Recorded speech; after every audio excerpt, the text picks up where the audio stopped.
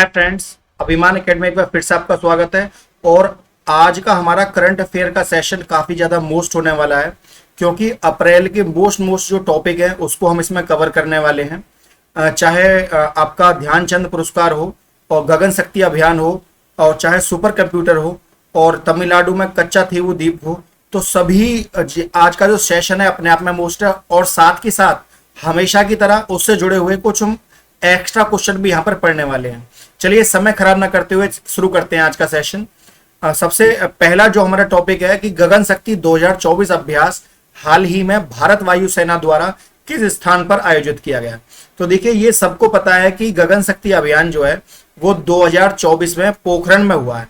अब पोखरण से जुड़ी हुई चीजें ये भी पता होना चाहिए कि पोखरण जुड़ा हुआ कहां से है। पोखरण जुड़ा हुआ है राजस्थान से। तो ये जरूरी नहीं है कि आपसे वो सीधे सीधे पोखरण से क्वेश्चन पूछेगा, वो आपसे राजस्थान का कोई भी क्वेश्चन पूछ सकता है। अब हम देख लेते हैं कि राजस्थान में और क्या क्या चीजें मोस्ट हैं। देखिए, सबसे पहले मैं आपको बता दूं, कालीबंगा में उत्खनन जो हुआ था 1961 में हुआ था, राजस्थान में ही हुआ था। कालीबंगा का शाब्दिक अर्थ है काली चूड़ियां। मोहनजोदड़ो सभ्यता से जुड़े हुए क्वेश्चन आए। और कालीबंगा सभ्यता कितने साल पुरानी है? यह है 5000 वर्ष पुरानी। किस नदी के किनारे गणेश्वर सभ्यता विकसित की गई थी? ये भी कंतली नदी के। राजस्थान में ताम्रयुगीन सभ्यता जो है वो भी कालीबंगा में है। और इसके अवशेष जो मिले हैं वो नवलखा डेरा, अनुपा डेरा में। और राजस्थान में देखिए, करंट अफेयर का क्वेश्चन ये वाला है, राजस्थान का टाटा नगर कहां पर स्थित है? टोंक जिले में है, राजस्थान के टोंक जिले में, है ना। तो देखिए, आपसे घुमा घुमा के किस जिले में राजस्थान में अमेरिकन कपास का उत्पादन होता है? अमेरिकन कपास होती है श्री गंगानगर में, है ना, श्री गंगानगर में। और इसी गंगानगर को अन्न का कटोरा भी कहते हैं, ये भी आपको पता होना चाहिए। किस जिले में गुरुद्वारा बुढ़ा जोहरा स्थित है? ये भी श्री गंगानगर में ही है। और हनुमानगढ़ और श्री गंगानगर, यहां राजस्थान के कपास के दो प्रमुख क्षेत्र हैं। अगला हमारा आ जाता है कि किसे major Dhyan Chand lifetime achievement award मिला है? देखिए, ये मिला है अशोक कुमार जी को। अब जब हम ध्यानचंद पुरस्कार के बारे में पढ़ रहे हैं तो हमें यह पता होना चाहिए कि इसमें कितना रुपया मिलता है और कौन इसको ऑर्गेनाइज कराता है और कौन इस पुरस्कार को देता है। देखिए, अवार्ड का जो नेम है वो है मेजर ध्यानचंद खेल रत्न पुरस्कार। और इसको जो दिया जाता है वो दिया जाता है इंटरनेशनल लेवल के कंपटीशन में जीतने के बाद। इसको दिया जाता है स्पोर्टिंग एक्सीलेंस, जो स्पोर्ट्स में अच्छा काम करते हैं उनको दिया जाता है। स्पॉन्सर कौन करता है? गवर्नमेंट ऑफ इंडिया इसको स्पॉन्सर करती है। इसको वेन्यू बांटा कहा जाता है? राष्ट्रपति भवन में बांटा जाता है। और new Delhi country India, Bharat में राष्ट्रपति भवन में। इसको देता कौन है? प्रेसिडेंट ऑफ इंडिया देते हैं इसको हर बार। इसकी एलिजिबिलिटी क्या है? इंडियन स्पोर्ट्समैन होना जरूरी है। किसी इंडियन स्पोर्ट्समैन को ही ये दिया जा सकता है। होस्टेड बाय, इसको होस्ट कौन करता है? देखिए, कई बार बच्चे लगा देते हैं खेल मंत्रालय, जबकि इसको बांटता है ministry of youth affairs and sportsman. और इसको पहले कहा गया था, पहले इसको कहते थे राजीव गांधी खेल रत्न अवार्ड 1992 से 2021 तक। और फिर उसके बाद आपको पता है मोदी जी तो मोदी जी हैं, उन्होंने इसका सही नाम रखा जो कि इसका होना चाहिए था। जिसके नाम पर पुरस्कार दिया जा रहा है उन्हीं के नाम पर इसको दिया। इसमें मिलता है जी 25 लाख रुपए। और कभी आपसे यूएस डॉलर में पूछने लगे तो 31,000 यूएस डॉलर और एक मेडल यहां पर दिया जाता है खेल रत्न अवार्ड में। ये भी आपको साथ में पता होना चाहिए। अगला हमारा इंपॉर्टेंट क्वेश्चन आ जाएगा कि हाल ही में समाचार पत्रों में उल्लेखित स्टारगेट क्या है? एक तरह का एआई, आर्टिफिशियल एआई मतलब आर्टिफिशियल इंटेलिजेंस सुपर कंप्यूटर है। सीपीयू के, अब हम कंप्यूटर के बारे में जब पढ़ रहे हैं तो हमें कुछ क्वेश्चन कंप्यूटर के भी पता होना चाहिए। जैसे कि सीपीयू के एएलयू में क्या होते हैं? रजिस्टर होते हैं, जबकि एआई में रजिस्टर नहीं होते हैं। वर्ड का वह फीचर जो, देखिए एमएस वर्ड का वह फीचर जो कुछ स्पेलिंग, टाइपिंग, कैपिटल अक्षरों के व्याकरण की त्रुटियों को ठीक कर देता है, उसको ऑटो करेक्ट कहते हैं। Auto correct. Brochure, poster, newsletter बनाने के लिए किस प्रकार का सॉफ्टवेयर यूज होता है? डेस्कटॉप पब्लिशिंग सॉफ्टवेयर यूज होता है। वर्तमान डॉक्यूमेंट में बदलाव क्या कहलाता है? एडिटिंग कहते हैं। और माइक्रो प्रोसेसर जो कंप्यूटर का मस्तिष्क होता है उसे कहते हैं माइक्रोचिप। इस पर भी बच्चे सीपीयू लगाए जाते हैं, जबकि यहां पर माइक्रो प्रोसेसर लगा हुआ है। ऐसा भी क्वेश्चन आपको पता होना चाहिए। अगला हमारा क्वेश्चन आ जाएगा इंपोर्टेंट, हाल ही में खबरों में रही कुंभम घाटी किस राज्य में स्थित है? देखिए, कुंभम घाटी भारत के तमिलनाडु में स्थित है।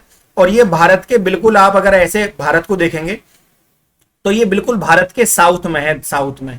ये आपका ईस्ट हो जाएगा, ये वेस्ट, ये नॉर्थ, ये साउथ। नॉर्थ में क्या है, जम्मू कश्मीर, ईस्ट में गुजरात, है ना, और वेस्ट में, सॉरी, ईस्ट में आपका आ जाएगा गुजरात, और वेस्ट में आपका अरुणाचल प्रदेश, और साउथ में आपका तमिलनाडु आ जाता है। और अब देखिए, जब तमिलनाडु के क्वेश्चन है तो कुछ तमिलनाडु के क्वेश्चन भी हो जाने चाहिए। तमिलनाडु की स्थापना 1 नवंबर 1956 को हुई थी। तमिलनाडु की प्रमुख रूप से बोली जाने वाली भाषा जो है वो तमिल है। तमिलनाडु का क्षेत्रफल कितना है, तमिलनाडु का क्षेत्रफल 1,30,058 किलोमीटर स्क्वायर है।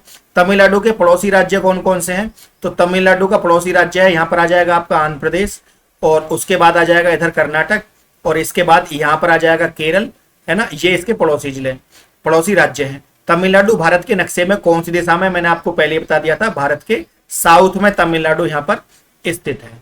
आगे हमारा क्वेश्चन है, पाकिस्तान ने फिर से T20 और वनडे क्रिकेट टीम को बर्बाद करने के लिए किसको कप्तान बना दिया है, तो ये कप्तान बनाया है बाबर आजम को, है ना। ये कप्तान किसी को भी बनाए, लेकिन वहां पर चलती जो है वो पुराने जो सड़ियल खिलाड़ी हैं वहां के, उनकी ही चलती है।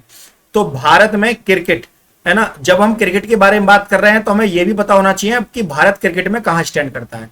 देखिए, भारत क्रिकेट देश का सबसे लोकप्रिय खेल है। हालांकि हमारे यहाँ का जो राष्ट्रीय खेल है वो हॉकी है।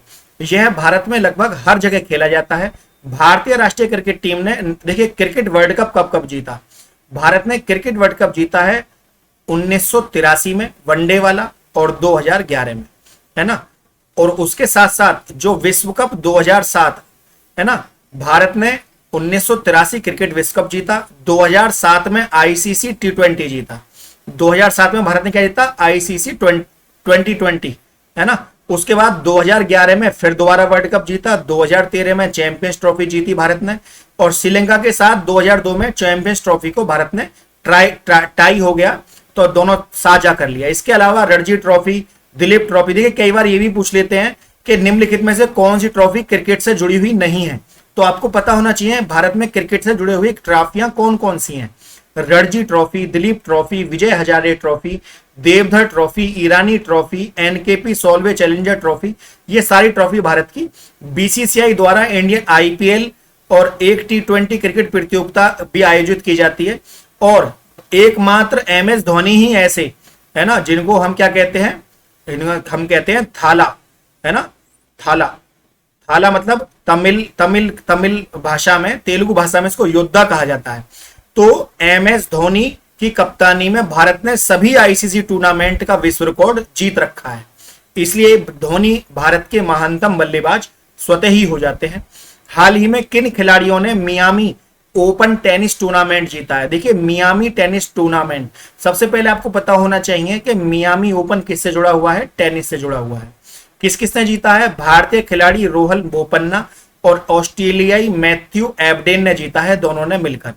अब भारत में टेनिस टूर्नामेंट कौन कौन से होते हैं, भारत में 6 तरह के टेनिस टूर्नामेंट होते हैं। Chennai Open, International Premier Tennis League Bharat में खेली जाती है। Delhi Open, nationals, KPIT, MSLTA challenger, WTA Sunfeast Open, है ना, सनफीस्ट का तो बिस्किट भी आपने खाया होगा, ITC का है, तो आपने देखा होगा ये 6 तरह की प्रतियोगिता भारत में होती हैं।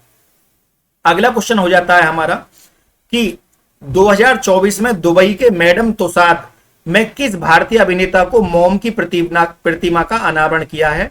आपको पता होगा ये स्टाइल इनका फेमस हुआ था, आप ये भी नहीं पहचानने होंगे कि असली इसमें से कौन से हैं, लेकिन मैं आपको बता दूं ये वाले असली हैं और ये वाली उनकी यहां पर प्रतिमा को बनाया गया है।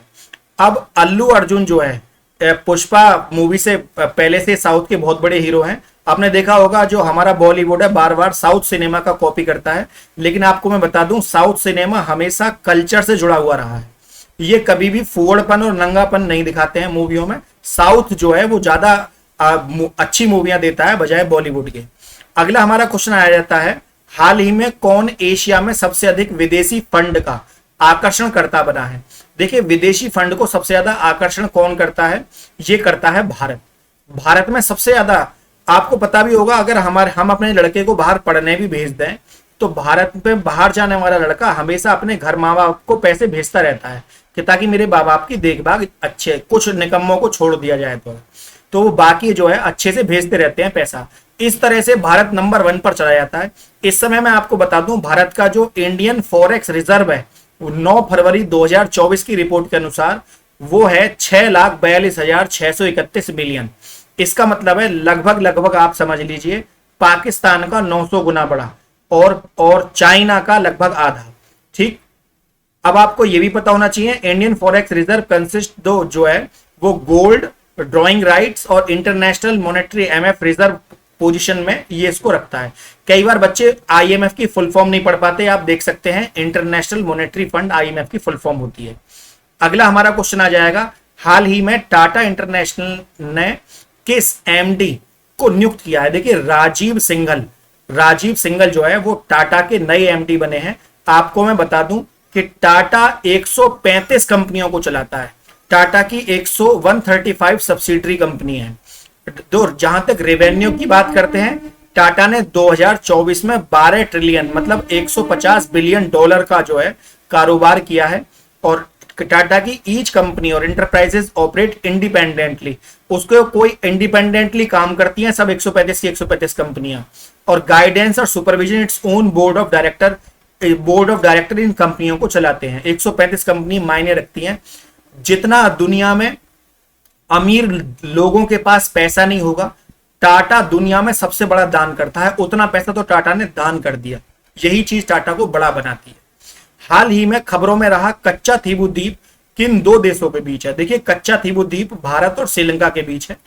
और यह भी आपको पता होना चाहिए कि पाक जलडमरू मध्य, पाक स्टेट जिसको हम कहते हैं, भारत के राज्य तमिलनाडु और राष्ट्रद्वीप जो है हमारा श्रीलंका उत्तरी भाग के बीच स्थित है। यह एक जल संयोग है। यह बंगाल की खाड़ी को पूर्वोत्तर में है ना, बंगाल की खाड़ी को पूर्वोत्तर में और पाक खाड़ी को दक्षिण पश्चिम में मन्नार की खाड़ी के साथ जोड़ता है। जलडमरू मध्य की चौड़ाई जो है ये भी आपको पता होना चाहिए, लगभग 53 से 80 किलोमीटर चौड़ा है ये द्वीप।